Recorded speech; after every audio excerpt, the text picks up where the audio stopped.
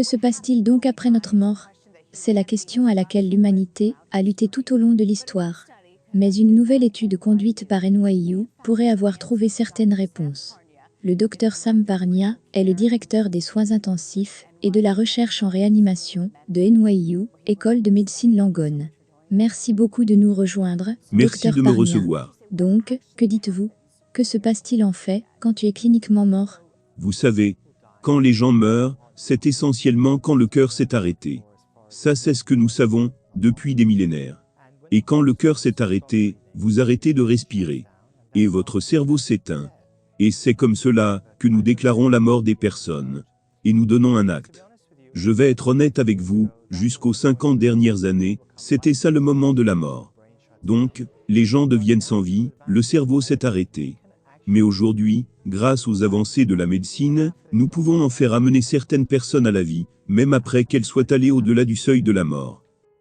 Et l'une des choses intéressantes est que, bien sûr, le cerveau s'arrête complètement, comme je l'ai dit, mais ce qui est fascinant est que, les cellules dans le corps, et particulièrement les cellules qui sont dans le cerveau, ne deviennent pas soudainement anéanties. Elles passent par un processus de décomposition, qui peut prendre quelques heures. C'est pourquoi en fait, nous pouvons médicalement ramener des personnes à la vie, après qu'elles soient passées techniquement au-delà du seuil de la mort, pendant 10 minutes ou même des heures après cela. Et cela, bien sûr, soulève de nombreuses questions intéressantes. Dites-nous plus à propos de cette étude, comment l'avez-vous conduite, et dites-nous comment vous êtes arrivé à vos résultats, à vos conclusions. Vous savez, je suis un médecin des soins intensifs. Mon travail est essentiellement de sauver la vie des gens, de les empêcher de mourir. Mais malheureusement les gens meurent, et nous essayons de les réanimer. Ce que nous avons trouvé, c'est que sur les quelques dernières décennies, des millions de personnes sont revenues à la vie, et beaucoup d'entre elles ont en fait rapporté des anecdotes. Qu'elles ont été capables de voir, et d'entendre des choses en cours, même si selon notre vue, elles devraient être mortes, et que leur cerveau aurait dû ne pas fonctionner du tout. Et donc cela nous a intrigués, à étudier cela. Premièrement parce que c'était fascinant. Et de deux, parce que nous essayons de réanimer les gens sans lésion cérébrale, et d'assurer qu'ils n'ont aucun trouble de la conscience. Donc à ne pas devenir des personnes à dommage cérébral, et à des états végétatifs. Et donc cette étude spécifique, qui est l'étude la plus immense au monde à être menée, fut entreprise dans 15 centres médicaux à travers les États-Unis et en Europe. Nous avons étudié plus de 2000 personnes, qui sont passées par des arrêts cardiaques ou la mort. Et on ne s'attendait pas à ce que les gens aient une quelconque forme de conscience ou de connaissance.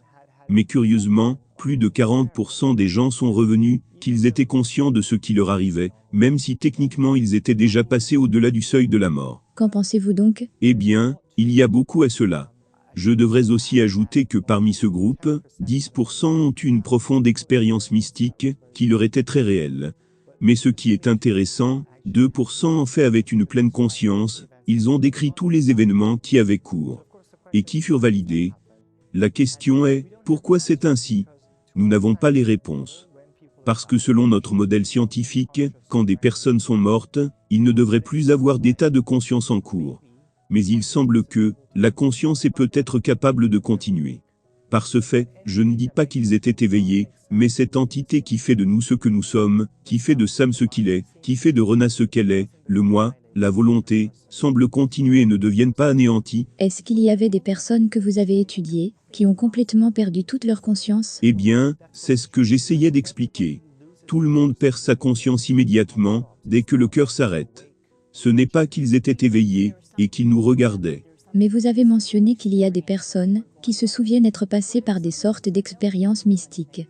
Est-ce qu'il y avait des personnes qui ont dit « Non, je n'ai rien vu » ? Certaines personnes n'avaient aucun souvenir.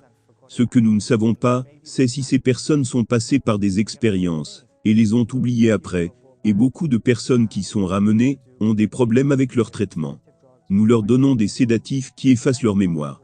Donc une partie de ce que nous étudions actuellement est, est-ce que tout le monde passe par cette expérience? Et pendant combien de temps, la volonté et la conscience continuent, dans certaines formes, même si nous sommes allés au-delà du seuil de la mort. Avez-vous une sorte de conclusion à ça aussi?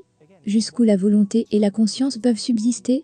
Encore une fois, ce que nous pouvons déterminer, ce qui est en fait fascinant, et soulève des questions à propos de toute la science, à propos de ce qui se passe quand on meurt, c'est qu'il apparaît que même, si les gens sont allés au-delà du seuil de la mort, et que leurs cerveaux se sont éteints, cette entité que nous appelons la conscience, la volonté, le psyché, ou comment vous voulez l'appeler, ne semble pas devenir anéantie. C'est 10 minutes, sinon c'est heures après, combien de temps ça dure après, nous ne savons pas à ce stade actuel. Pour les gens qui ont perdu conscience et qui sont revenus, est-ce qu'il y a eu des effets à long terme après cela?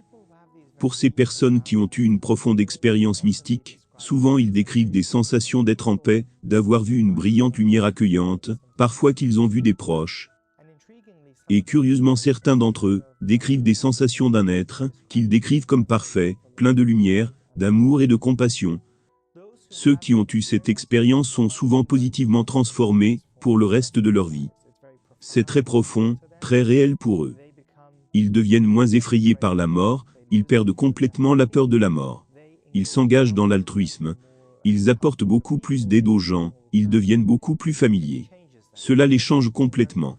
Donc c'est quelque chose de très profond à propos de cette expérience qu'ils ont eue. Nous avons souvent entendu les gens dire qu'ils ont vu une lumière. Pourquoi pensez-vous que certains voient ça et d'autres non? Eh bien, il y a deux possibilités. La première, comme vous l'avez dit, seulement certaines personnes voient cela. Et nous pensons que cela doit être 10%. Mais l'alternative est que tout le monde le voit, mais malheureusement à cause des traitements médicaux qu'ils reçoivent dans les unités de soins intensifs, par les médecins comme moi, pour garder leur cerveau, ils l'oublient. L'une de nos nouvelles études est d'essayer en fait de déchiffrer si les personnes l'ont vécu et ont juste oublié. Et je pense qu'il y a des preuves, qu'il y a beaucoup de gens qui le vivent, mais malheureusement, l'oublient juste après. Fascinant de regarder la mort, ses derniers moments et ses retours. Merci Dr Sam Parnia de nous avoir rejoints. Ce fut un plaisir d'être ici.